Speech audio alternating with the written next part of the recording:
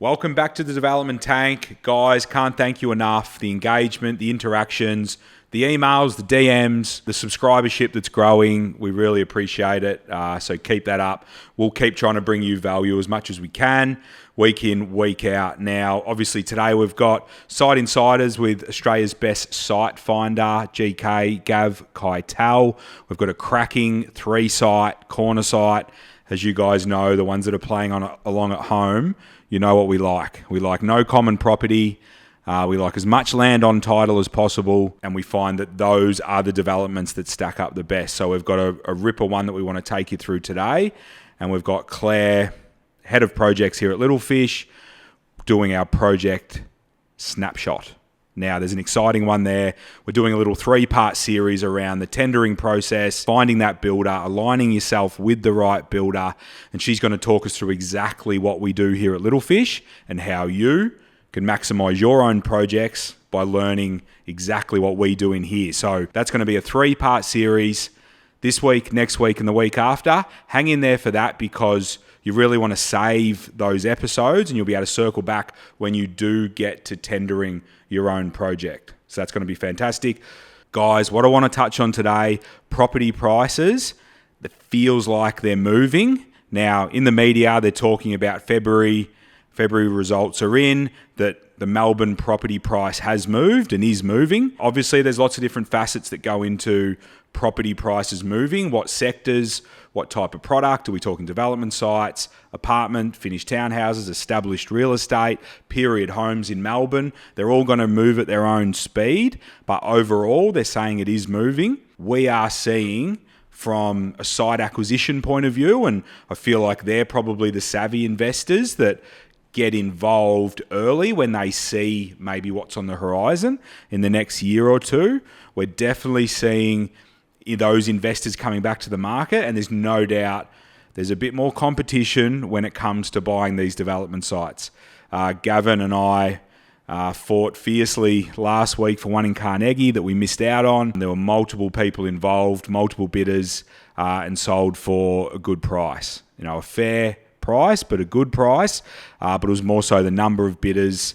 We actually got the auction going before the auction, so it was pre-auction, and to see that amount of people involved, we feel like the market is moving, that development site space is moving. So if you are sitting on the sidelines, if you are thinking about getting involved, it's something you probably want to think about because feel like the train is leaving the station. All right, that's enough from me. Site Insiders with Guru Gav. If you know, you know.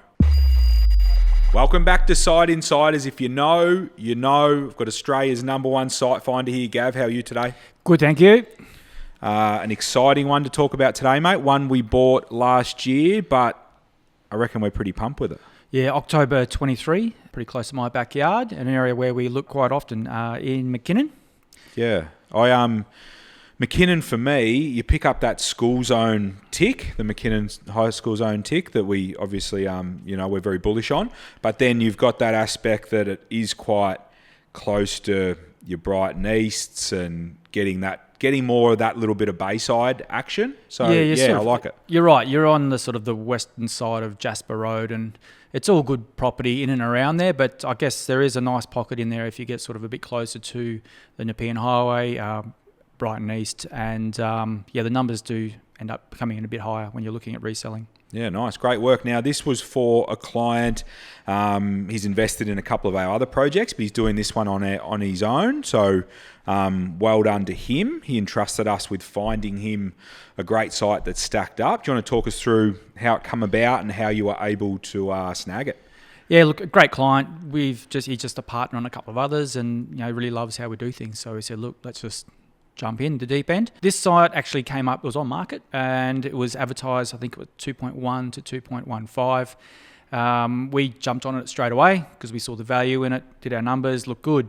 So we sort of went in quite aggressive and put in an offer in, got the conversation started with the vendor really early, keeping in mind this is October last year, so market's probably a little bit soft and people are scratching their heads a bit.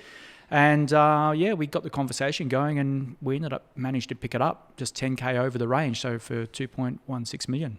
Yeah, awesome. And I think for anyone sort of following along at home, the market was flat at the time, but we'd done our due diligence, we'd done our numbers, and we knew what we were looking at, and we knew what we had in front of us. So I think, and I already know it now, but as the months go on with this project, and obviously we've got plans on it by this point, we will, in the upcoming weeks, we will jump into Project Snapshot with Claire and get an update on where this project's at. So make sure you keep your eyes peeled for that.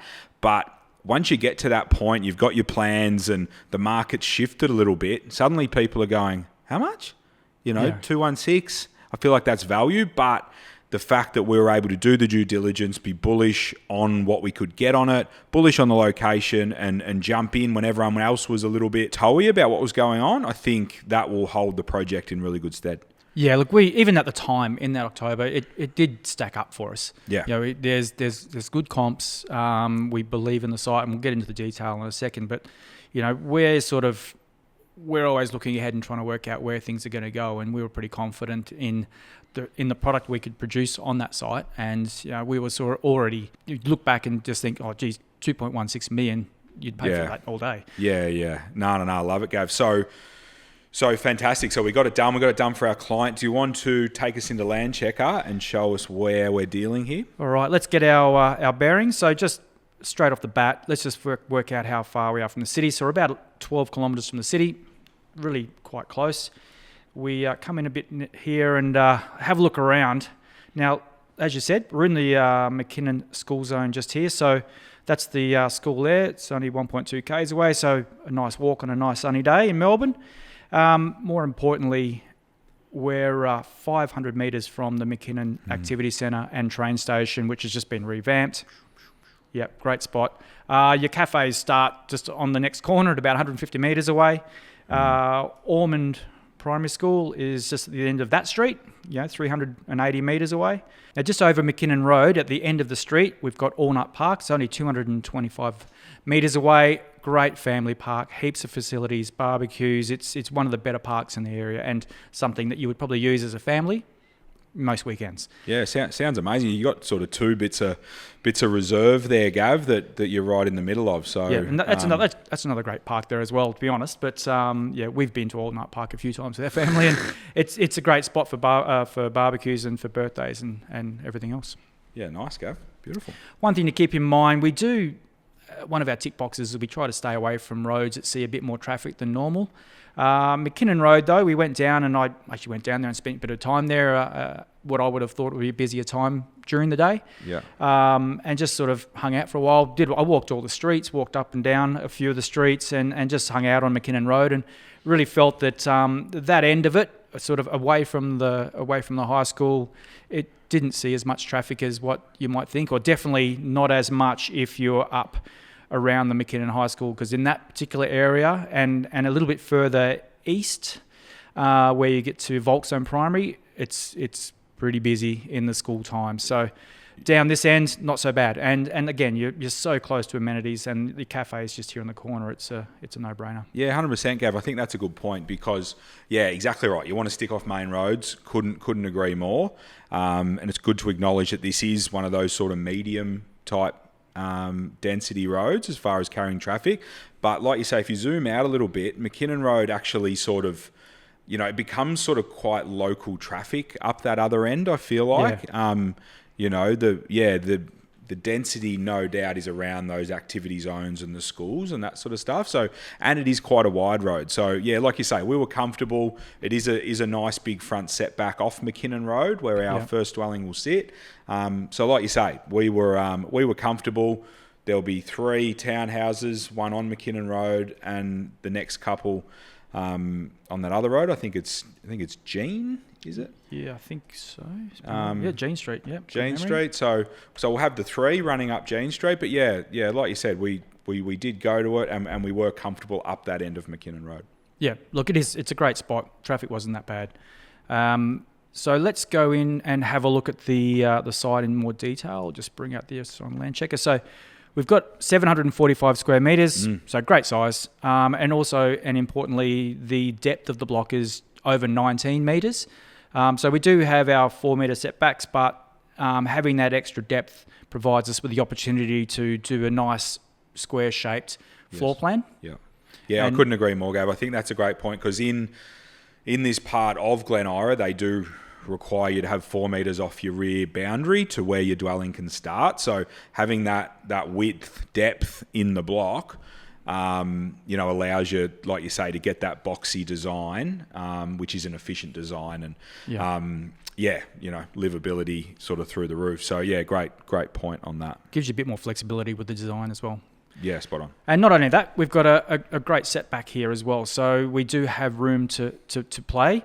And due to the location, and I believe we've done it in the design, we're going for like a 2.1 metre fence or a higher fence across the front there, which will sort of make that a little bit more private and block out any noise it might find. Yeah, correct. And I think that's important. That one on the corner will have the biggest land holding, which is often the case with these types of corners, that the front one does have the bigger setback, which then in turn lends it to the bigger land allocation. So to put a nice fence there for kids to be playing in that area and be secure, I think's a real asset. Yeah, it turns it into a usable space. Yeah, 100%. Now looking at, and I think that tree, we've sort of envisaged to retain that tree on the boundary there, and I believe that's what's happening. Yep, exactly. So there are a couple of trees here to consider.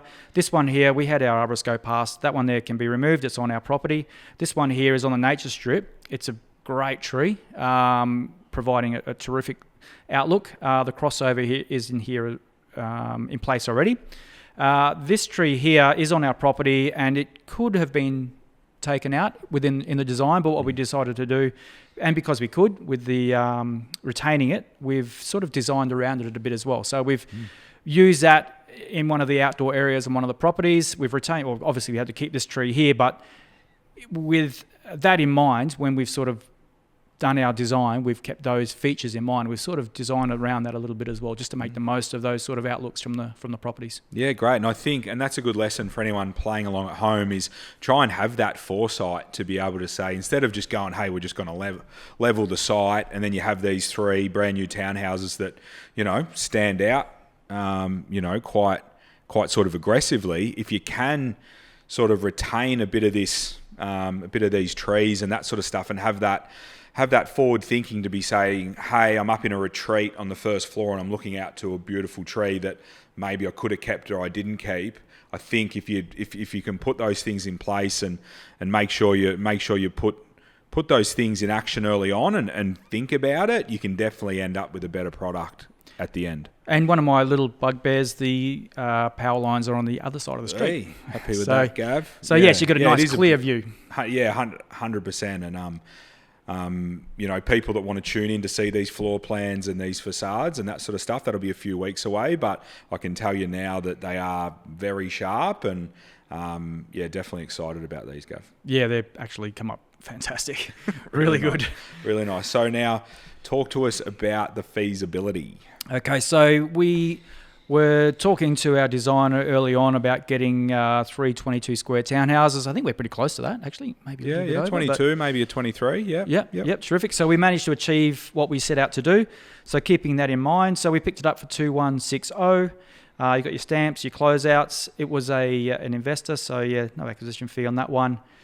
The planning, I've allowed an extra $15,000 for design and maybe a few niceties. It is a great area, and I think if we do something a little bit special without over-capitalising, we'll get it back, and so far it's proving to be the case. We've got our project management fee in there, 8% of the build as per usual. The open space contribution, which is 5% of the value of the land. Now that's just based on the 2160, but it probably will be a little bit less than that. It's based on the council assessment. Yeah, correct. And, happy to be higher, Gav, always. So, I love that. No other real additional costs to be too concerned about at this stage. The lending is based on our client buying it with cash and then private funding for the construction. Resales, we've got comps between sort of 1.8 to 2.15, and that's for freestanding dwellings. So we're talking very, very similar format, either a corner or a front to back design locally. So within that range, I think we're pretty comfortable with being under that 2 mil mark. We've got 4 bedrooms, good livable space. Like we're focusing a bit on as well, and this was the intention we were doing the feasibility, is we would have your 4 bedrooms that would make space for study. The target market would be, I guess, families that can't afford $2.5 million for a house, but can afford to spend maybe up to maybe $2 million, still get your 4 bedrooms, still have your study spaces, 2 teenage kids, that sort of age group, people with maybe 10 to 12-year-old kids looking forward to getting into the school zone, moving in and it being a really functional space. So we're pretty confident in achieving these numbers, and we're talking this now. I mean, we'll be selling these in 18 months' time, so who knows where it'll end up. Yeah, correct. And I think we can sit back and be pretty comfortable and confident because we have seen the floor plans as well. Yeah, exactly. Yeah. Like anything you buy, Gav, there's when we make these assumptions, do this due diligence, it's pretty rare that we're wrong. So, but yeah, nice to see those floor plans all the same. Just before we wrap this one up, let's touch on the build costs. So we've got 3 22 square townhouses. We're thinking that probably around 30,000 a square is fairly adequate. Again, we don't want to over-capitalise, but it is a good spot, so we don't mind putting maybe 1,000 or 2,000 a square extra into the build. Yeah, I think that's a good one and a good point. And I think, you dish up a nice product there and people are definitely going to sort of gravitate to it. So, nice budget in there. That will give the projects team a bit of headroom to put some of those nice to haves in. Yeah. Beautiful, Gav, mate. Thanks so much. Amazing site. Client is super happy. I know that for a fact. Yeah. And really looking forward to seeing this one come to life. Great. See you next week. Next week. Hey guys, welcome back to Project Snapshot. Super excited. We've got Claire on a 3-episode series on your build tender, setting up your tender for success, post-tender reviewing and comparing, and builder selection and contract. We get a lot of messages in the comments, a lot of DMs, a lot of direct mail and that sort of stuff that people do genuinely want to know how to mitigate as much risk as possible inside the build and setting themselves up for success before they appoint their builder. So this is an exciting one. Welcome back up, Claire, head of projects here at Little Fish. Exciting little 3-part series here. Thanks for having me again, Peter. Yes, very exciting. I'm glad you've chosen to break it up into 3 series. I probably take it for granted what we do downstairs, but these 3 sections, let's call it, of a tender are so important, especially the pre-tender, which we'll jump into, but it's so important people overlook it. You can lose weeks if you don't get it right to begin with, like anything in the whole development process, right? Yeah, great point. And I think we speak to a lot of people that, obviously we onboard clients and jobs right from the very start, but we talk to a lot of people who have got their town planning and are ready to go, and then, let's call Little Fish, and none of them really have a concept around this pre-tender stage, and it's a genuine aspect of the job that people just don't have a handle on. So a great topic to do today. We've broken it up into 3 stages because you've told me there's a lot to go into in each stage. So stick around, set the alarm, 3 weeks running. If you're about to embark on your own project or your own build, this is perfect for you to sink your teeth into, do the 3 series, keep them earmarked, keep them tagged so you can circle back to them, and this will set you up for success.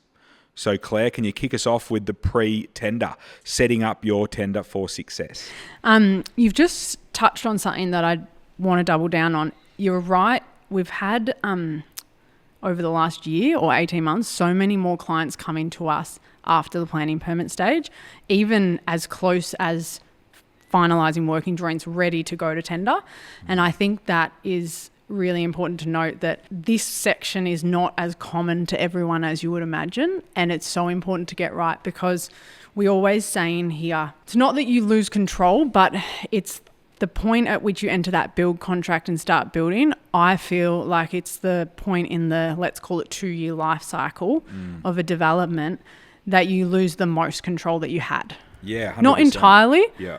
But it's the point that if you can you can either make your life easier or harder in that construction process. Yeah, correct. It's a real thing to sign up to a contract and have all these onerous requirements as a landowner and the builder. It's super important that is as tight as possible and expectations are aligned, because diving into a build contract, like you say, I think you're spot on. It is the time in the project that you do nearly hand it over to your builder. Obviously, we're there to manage and work with the builder, but you're genuinely handing your project over to the builder to build it. So you need to be super tight. So yeah, excited to get into this, and we've broken it up into 3 parts. So yeah, let's kick off the first one today. I'm thinking the 3 main parts of setting up your tender right in this stage is selecting the right builder, setting up your documentation, and providing a trade breakdown. So selecting your right builders to tender on the job, is that correct? Yeah. Okay. So if we start there, that's a really important one. I feel like we've discussed it a lot. I can hear you saying, who have you selected? Why?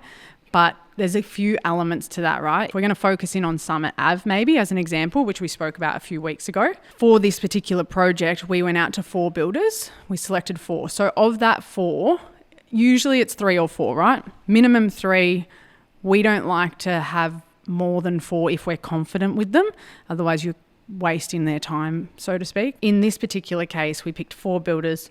2 of them we were very confident with. We've probably have half a dozen jobs we've done with them before, and we're happy with them. The other 2 were quite new to the, I suppose, Little Fish circle. So that gave us a good spread. But the key with selecting your builders is having confidence in A, their product, B, they work in the area, they can actually do your project in the timeline you want. All these elements of, are they interested in the project? Do they do the level of finishes that you're after? It's not just a matter of sending it out to 4 random builders that you don't really know if they're the right builder for your project.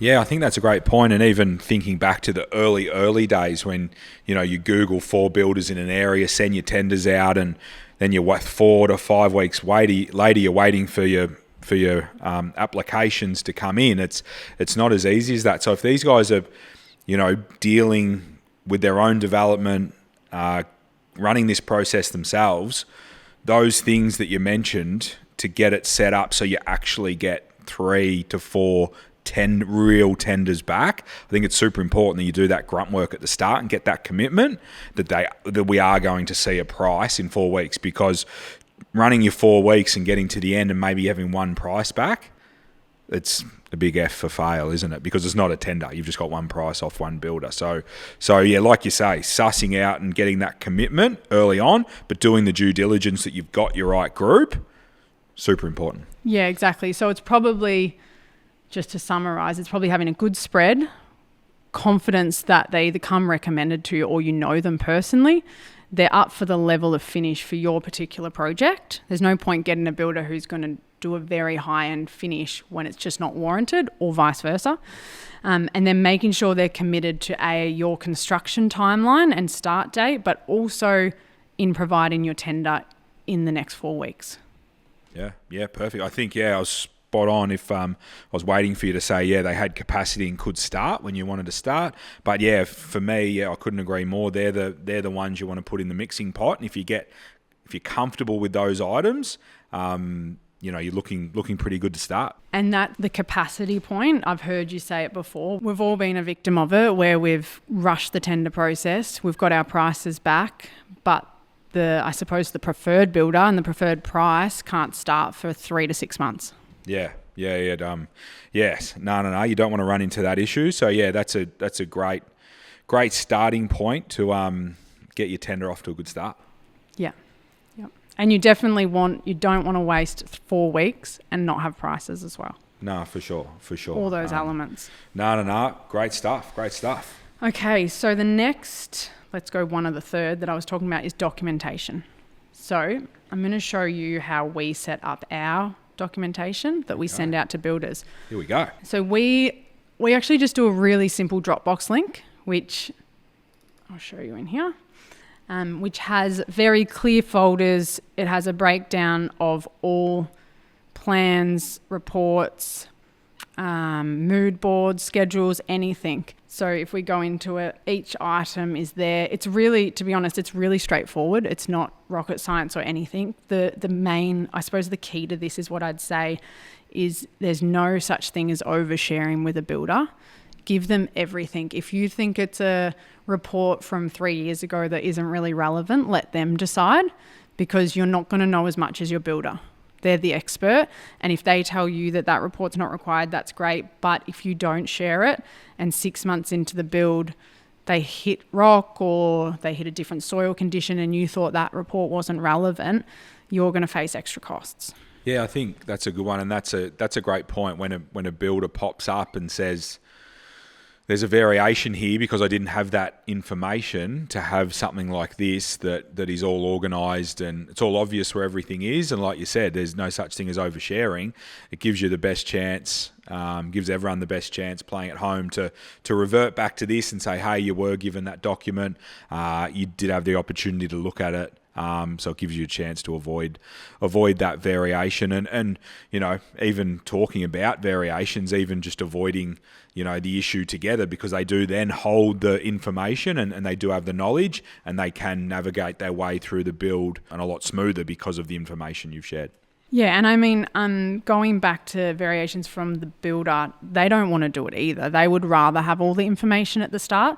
I suppose I've seen it in cases, not projects we've had from the start and we've managed from site acquisition, but I've seen it where we take it on halfway and maybe the client had forgotten about a certain document or a past consultant still had it, and it will pop up and it will change the landscape slightly, which again, it's just more avoiding those surprises.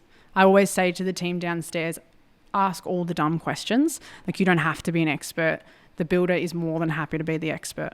Yeah, and I think they prefer to be the expert, don't they? So, I love those Dropbox setups, and you know what? I think also when the team is populating them, I think this is a good trigger point for them to go, we've got an empty folder here. Why have we got an empty folder? Structural's empty. We're missing structural, rather than just a big file dump that go, yeah, it's all there.